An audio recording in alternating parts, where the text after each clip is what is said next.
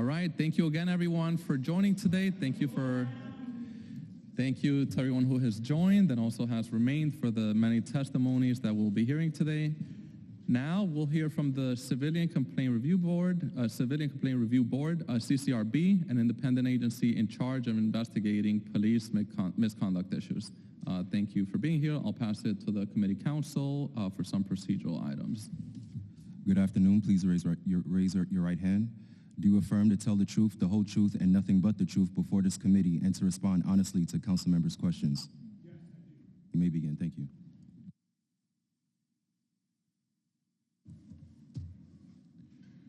Chairperson Velez, members of the Public Safety Committee, thank you for the opportunity to appear before you today. My name is Jon Darche. I use he, him pronouns, and I'm the Executive Director of the Civilian Complaint Review Board, also known as the CCRB, the largest police oversight body in the country. I'm here today to discuss the work of my agency, to highlight the important role the agency fills for New Yorkers as a police oversight body, and to underscore just how vital it is that the agency be fully funded in order to fulfill its New York City charter mandate. Civilians deserve justice in a timely fashion, and police officers deserve an appropriate resolution in a timely fashion. Our budget request would enable that. The CCRB receives, investigates, mediates, hears, makes findings, and recommends action on complaints against New York City police officers.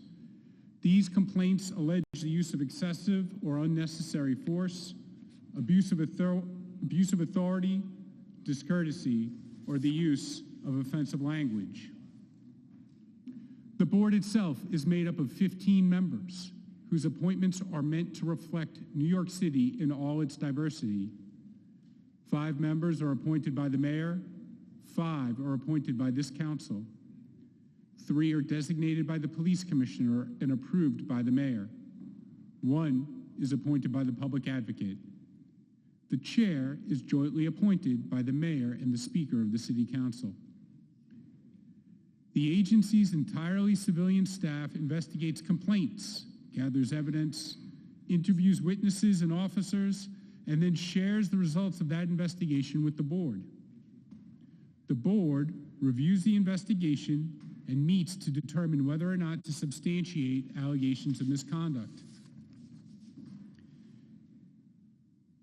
In cases where the board substantiates misconduct, it recommends discipline. Those findings and recommendations are then transmitted to the police commissioner, who retains the final authority on all disciplinary matters for New York City Police Department officers.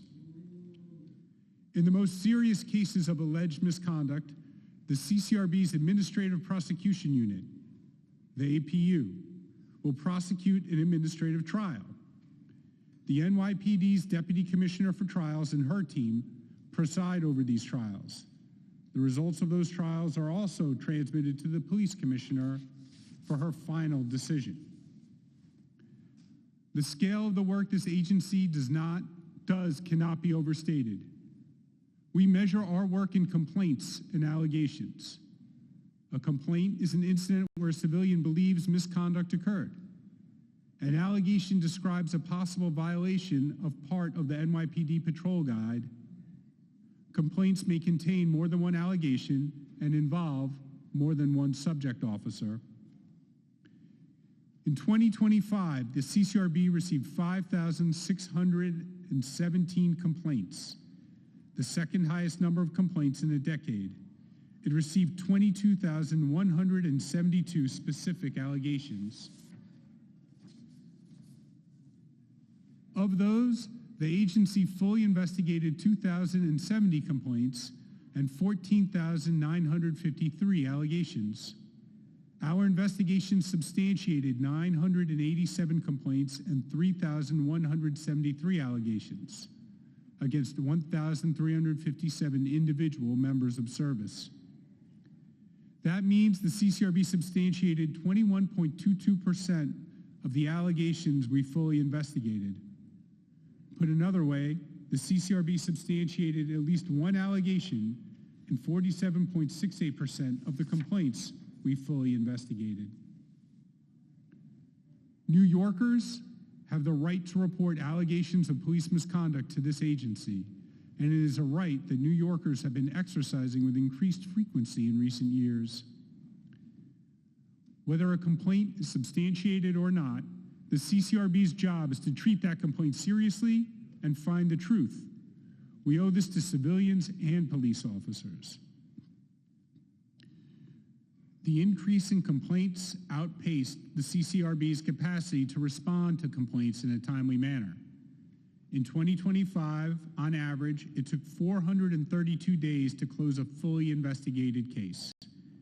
This is the fastest average time to close a fully investigated complaint in 5 years, but it is still too long.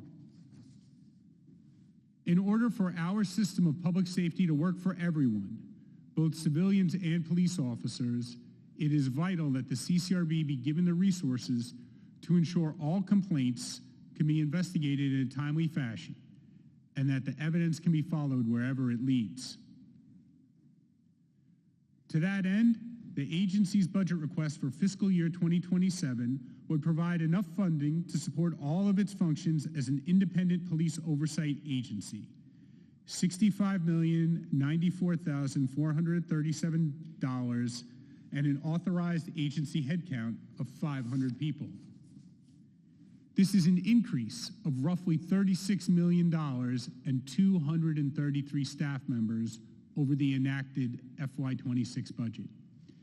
It represents less than 1% of the New York City Police Department's overall budget and headcount. If this request was granted in full, the agency would have roughly 500 people to oversee the work of 35,000 sworn members of service. We believe this is what a fully funded agency would look like. Historically, the CCRB has been underfunded and under-resourced. Changes to the city charter gave additional authority and responsibilities to the agency, including investigating allegations of untruthful statements, as well as racial profiling and bias-based policing allegations. The changes to the charter also gave the agency the power to initiate investigations without having received a complaint. This tension between resources and obligations led the agency to make difficult decisions to prioritize where and how to use the resources at our disposal. On January 1st, 2024, the CCRB implemented a policy we call the Strategic Resource Allocation Determination, or SRAD. This policy was enacted due to the shortage of investigators as compared to the increased number of complaints the CCRB received. Under this policy, certain types of allegations of misconduct were closed as unable to investigate when they were not part of a larger complaint. In 2025 alone, roughly 1,390 complaints were closed under SRAD. SRAD is unfair to both officers and civilians. When misconduct is alleged, it helps no one to leave these allegations uninvestigated. If the incident represents a violation of the NYPD Patrol Guide, the civilian should know that the officer was held accountable. If the incident was not a violation, the officer deserves to know they acted appropriately, and the civilian deserves an explanation. This is how the CCRB as an institution would build trust. Being unable to investigate allegations due to budgetary constraints harms all parties. While the increased budget from fiscal year 2026 enabled the CCRB to reduce the scope of SRAD, we were unable to eliminate it entirely. That is why we are requesting a full budget today to ensure we are able to investigate every complaint we receive that is within our jurisdiction. Despite a lack of funding and increases to the agency's jurisdiction, as well as to the number of complaints, the quality of the CCRB investigations improved. In fact, we increased the number of fully investigated cases in which we provided a finding on the merits. What does this mean? In 2025, the agency closed just 16.2% of allegations in fully investigated complaints as unable to determine, the lowest percentage on record. Body-worn cameras factor importantly in this trend, as they provide key evidence that allows the agency to resolve more complaints than ever before on the merits. We've also made efficiency a key agency goal for 2026, soliciting feedback from our entire workforce to uncover new ways to be better in our work each day. Efficiency alone is not enough to respond to the scale of the work our agency faces each year. To do that, we need additional staffing, and our budget request captures those needs. The investigations unit makes up the bulk of our workforce. They carry out the day-to-day work of fact-finding and interviewing. This unit requires an additional 86 staff spread across several investigator roles in order to fully address New Yorkers' complaints. These are some of the most critical positions in the agency. Filling them is essential to meeting our duties under the city charter. Additionally, the increased overall number of investigators would allow the workload to be spread across a much wider base of staff, shortening overall investigation timelines.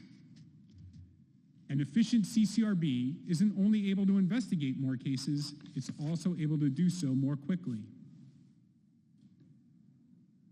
When this council directed the CCRB to investigate racial profiling and bias-based policing allegations, it also funded the creation of a team to conduct those investigations.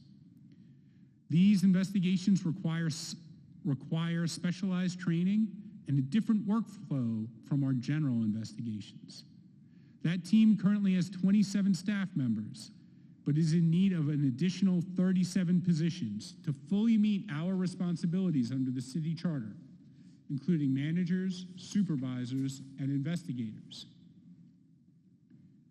In 2012, the CCRB signed a memorandum of understanding with the NYPD to establish the Administrative Prosecution Unit, or APU.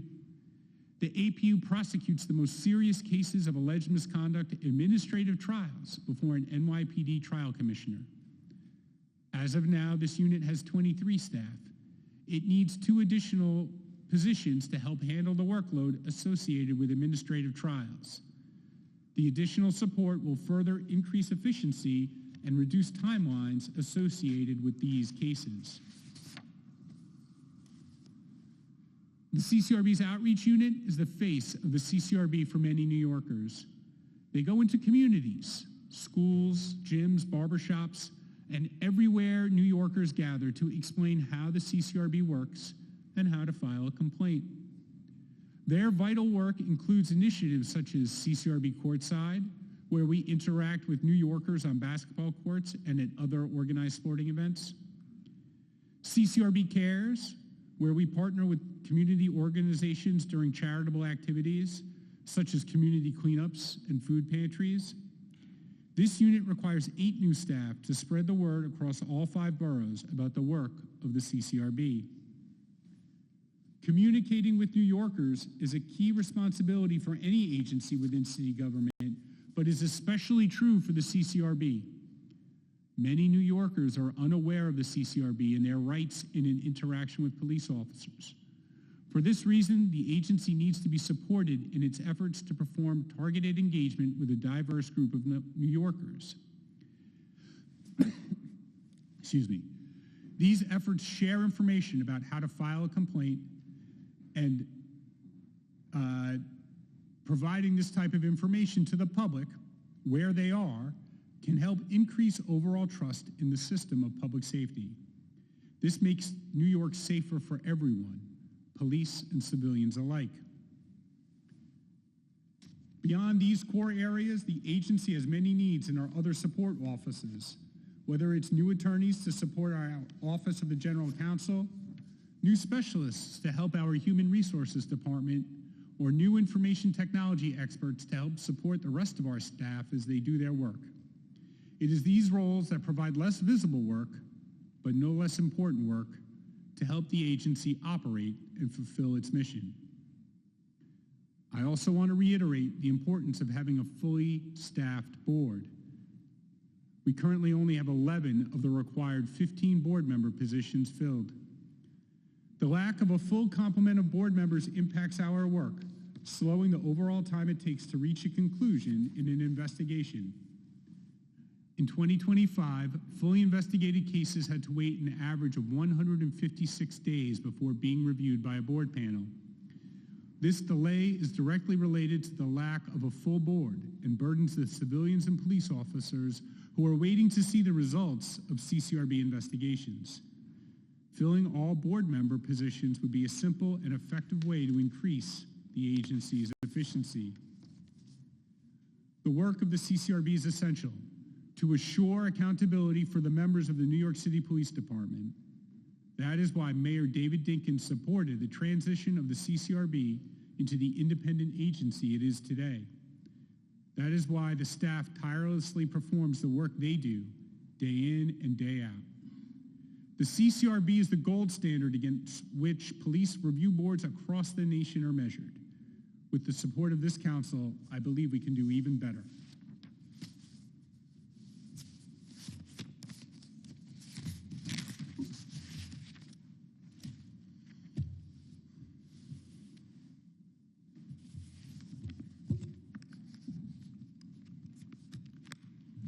All right. Thank you so much for your testimony, and thank you for being here. So I have a few questions, and also obviously thank you for all the work you do in investigating police misconduct cases, including and especially in areas like the Bronx, area that has been affected by that. Few questions regarding headcount and also funding requests. Specifically, I want to ask about the new needs request submitted by the board. If approved, this would increase the board's budget by approximately 150%, right? Correct. How are you evaluating whether a quick, substantial increase or a slow, gradual increase is the best way to approach this issue? It's a very interesting question, Mr. Chair. The request is the agency's best estimate as to what the needs of the agency are to do our work. And that is investigate all of the complaints that come before our agency that are within our jurisdiction as quickly as possible.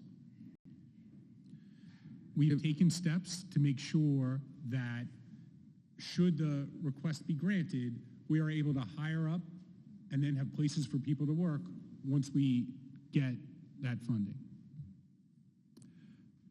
And this is, by the way, a conversation that we've been having with almost every single agency, hiring, retaining, and et cetera. So if your budget request is approved, what are recruitment initiatives that you would implement to quickly fill those positions? So the CCRB hasn't had a dedicated recruiter in several years. We have just identified one, and we're hoping to onboard them in the next month.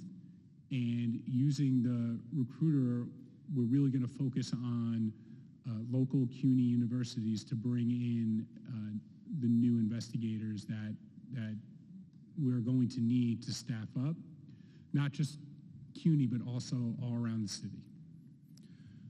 You somewhat mentioned this in your testimony, but what are areas and investigations you're unable to complete due to the budget restrictions, and also what are areas that you would be interested or prioritizing in terms of expansions? So the strategic resource allocation determination, since we've enacted it in 2024, has impacted 3,473 complaints. In 2026 alone, there have been 199 cases in which we've had to close without any investigation. So the original policy included complaints that either only had the following one of the following allegations or some combination of just these allegations. Forcible removal to the hospital, of which there were 175 in 2024. Threats, refusal to process a civilian complaint about a member of the NYPD, and the underlying complaint was not a CCRB complaint. Failure to provide right-to-know act cards. Property seizures involve refusal to provide name or refusal to provide a shield number, discourteous words or actions, and untruthful statements. As a result of the council's increase to the agency's budget in FY26, at the start of this year, the CCRB removed forcible removal to the hospital from the SRAD policy. So we are now investigating allegations of forcible removal to the hospital, even if that is the only allegation contained within the complaint. Okay, a few questions on retention. What is the salary range for your investigator levels? Is the salary range a main reason why investigators leave the CCRB, and also will the budget request address the salary issue? The budget request would address the salary issue because it would budget investigator salaries at level 3 incumbent rate, which means that we would be able to promote people in a timely way when they are deserving of promotion, so that we could better retain them. Currently, the starting salary for a level 1 investigator is $49,148. For a level 2 investigator, $58,000. And then for a level 3 investigator who is an incumbent, $80,469. All right, a few questions about body-worn camera footage. How many hours of footage were collected by CCRB in FY25, and how has this affected the timeline of investigations? Also, what is the biggest cause for the increased time to complete an investigation? Lack of investigators, anything else, any other factors?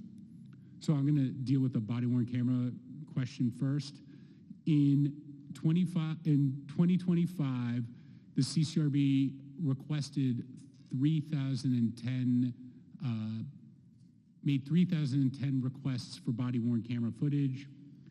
As a result, we received 2,430 positive responses with 25,818 videos. The average positive response time by the NYPD for unredacted videos is 8 business days. I'm sorry, is 8 calendar days. With regard to the second, Mr. Chair, if you could repeat the second part of the question. Yeah, sorry, I asked like 5 questions at once. What is the biggest cause for the increased time to complete an investigation?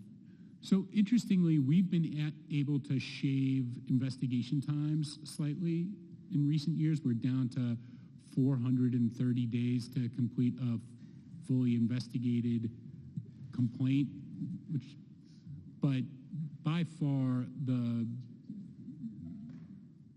biggest driver in the increase is the increased number of complaints combined with the lack of investigators, which is why we need more investigators so that we can spread the work out among different individuals so they can do the work faster. Yeah, 430 days just to complete an investigation, that's a very long time. Yeah, do you project all investigations will be completed within the previous target time frame of 120 days if we're able to provide this new funding? Or do you foresee any obstacles? So one of the obstacles would be if the board is not fully staffed. The board itself right now has 4 vacancies, which is separate from the issue of staffing. And that will be a bottleneck even if the staffing request is fully met. All right, thank you for the information. I have some more questions, but I'll pause for now. I'll pass it on to Councilmember Caban stepped out briefly, so I'll pass it on to Councilmember Wong. Yeah. Thank you, Chair. Before I start my questions, could you explain? Could you move up your mic because so we could better hear you? Yeah, move it. Yeah, thank you. Yeah. Sorry, Councilmember. No problem. I read here that your agency has the power to initiate investigations without having to receive a complaint. So where do you investigate then if there's no complaint? Who do you investigate? So the CCRB has a process in place to evaluate essentially news to see if there is an incident that we should investigate. Sometimes there are fatalities that result in no one being available to file a complaint. Since the CCRB has been given the power, we have not used it. One of the reasons for that is that we're closing more than 1,000 complaints a year because we don't have the resources to investigate complaints that we receive from the people of the city. It would not be fair to them that we're investigating other incidents without investigating the complaints that they filed. Okay, thank you for the clarification. I'm going to start with my questions. Accountability is important, but it has to be fair, timely, and grounded in facts, not ideology. And many of my constituents, and many of them are officers, feel that CCRB is quicker to assume misconduct than to recognize how complex and dangerous policing can be, especially in high crime or high tension situations. How do you respond to the criticism from officers and many in the public that CCRB often assumes misconduct first and asks questions later, especially in high-profile or politically charged cases? So I think you just need to look at the statistics to see that the CCRB is not substantiating complaints at an abnormally high level. What you have seen is that the rate of substantiated complaints for fully investigated cases has gone up, but it has also gone up for unfounded complaints and within guideline complaints. And the reason those three categories have increased is because the category of unable to determine has gone down. And the reason we are able to make determinations on the merits in so many more cases is because of body-worn cameras. The police commissioner testified earlier today about how important body-worn cameras are to policing and civilian oversight. And she is correct. And they make a huge difference. And if you look at the actual data that the CCRB produces, the vast majority of officers who are investigated, we do not substantiate misconduct against them. Okay. My next question is, when NYPD's internal review clears an officer, but CCRB reaches a different conclusion, what objective standard do you use to justify overriding the judgment of the chain of command that actually runs the department? The reason the CCRB was made an independent civilian entity is because it was determined that there should be independent civilian oversight of the NYPD. That's why the police commissioner herself is a civilian. The CCRB, can I finish? Conclude, and you could take time for another question or two.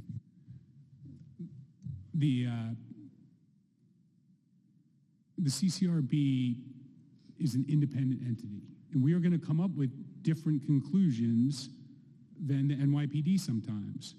But if you look at what has happened since Commissioner Tisch has become police commissioner, there is concurrence between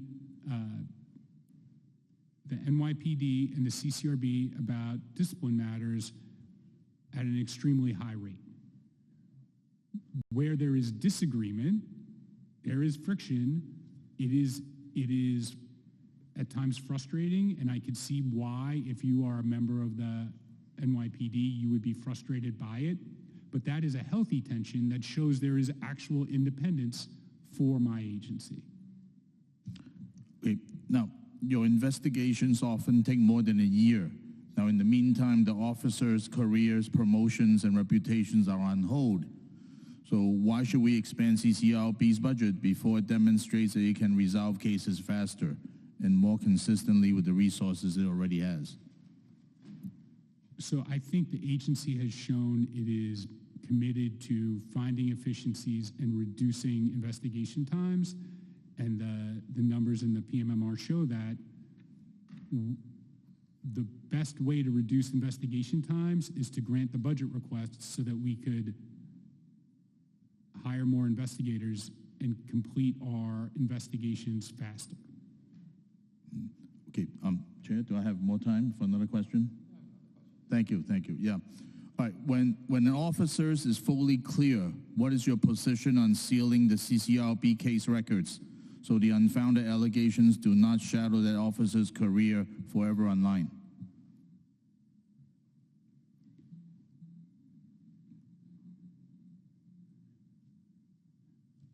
So the CCRB our records are governed by the Freedom of Information Law in New York State, and we evaluate all of the requests we get for information and all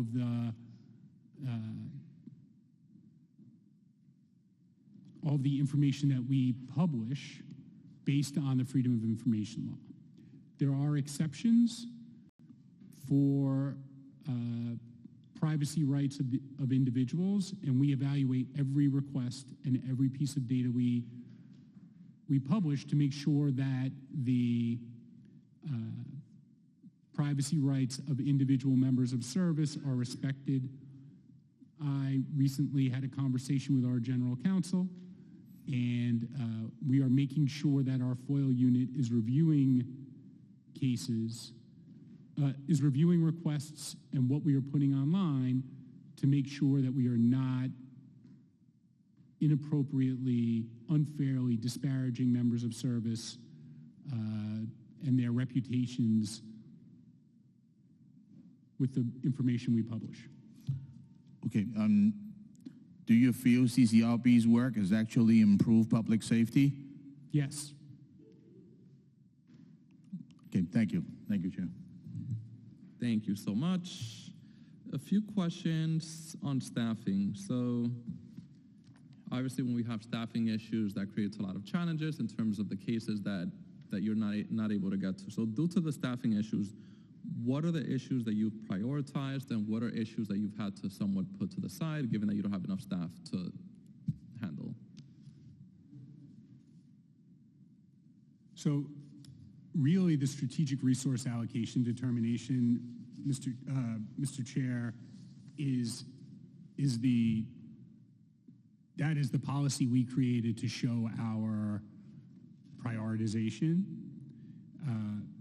And the fact that we, after the council and the prior administration increased the headcount, took forcible removal to the hospital, as that was our first allegation that we removed from the policy, shows that we are committed to investigating complaints about improper removal to the hospital. But we try to address complaints in order of the importance of the severity of the injury to the civilian and the interest that the council and prior administrations have shown in the different types of misconduct. Okay.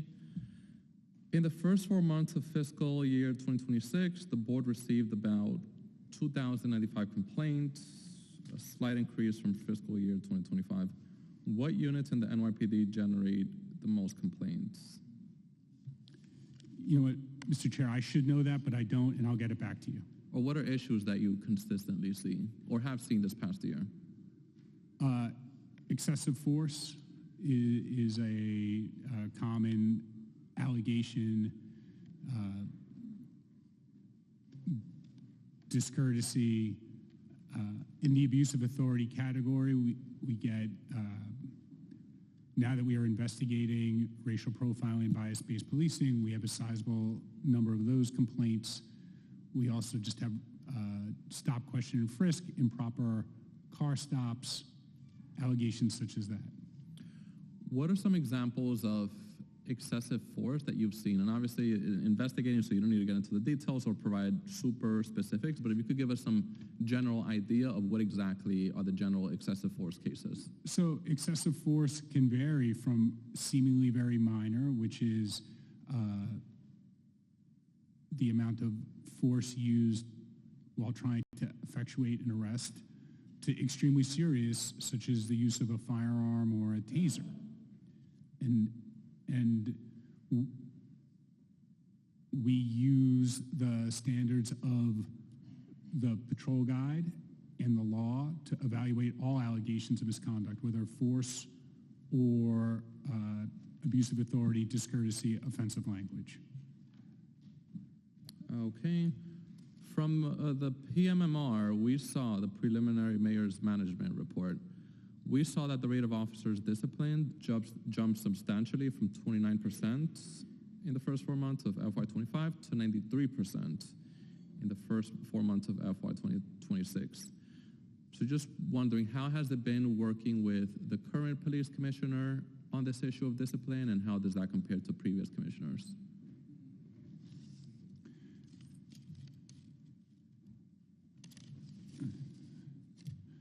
So I just want to say the first thing with regard to discipline that Commissioner Tisch did was reverse the department's prior policy of rejecting all substantiated CCRB complaints that resulted in discipline that they received more than 90 business days from the expiration of the statute of limitations. Or not more, less than 90 business days. It's like 4 months. That, her reversing that policy enables the department to actually look at the complaints that we're sending to them, look at those recommendations for discipline, and then determine whether the CCRB is right or wrong.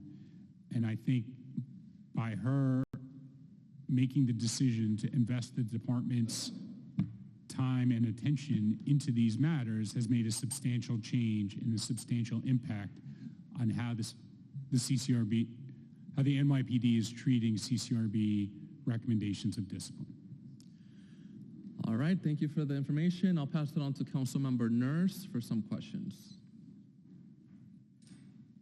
I might have fully forgot what I wanted to say, but in the earlier testimony from the police commissioner, she noted that she was aligned with the CCRB's ruling for 90% of the cases that she took on.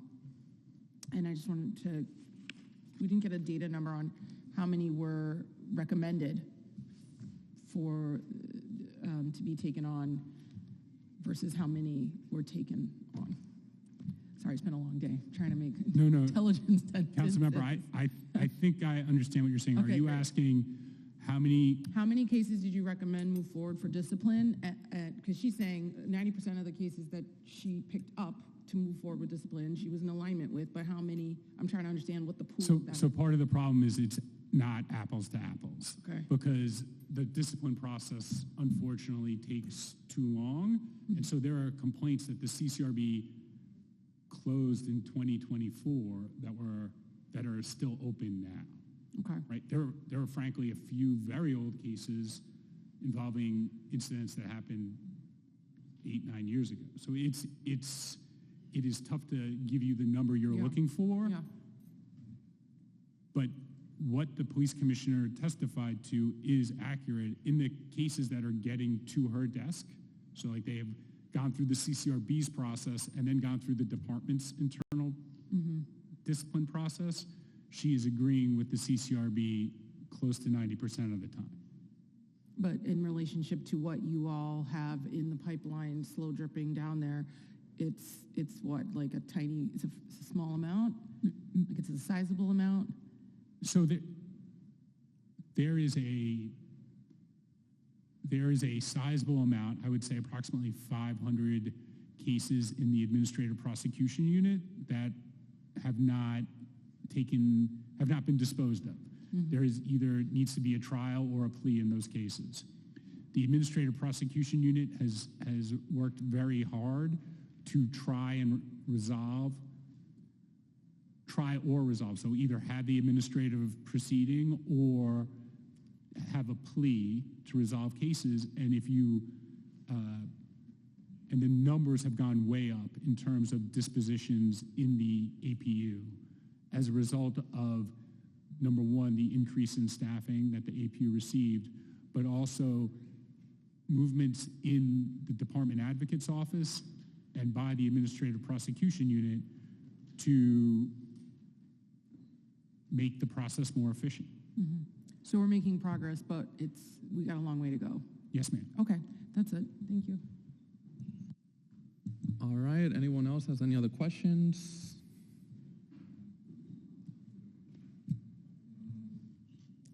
Councilmember Wong. Okay, cool, sounds good. All right, well, thank you so much for joining today. I really appreciate your testimony and all the information, also all the work that you do on the important issues that you work on. On behalf of the staff and board, I just wanted to say thank you for listening. Thank you.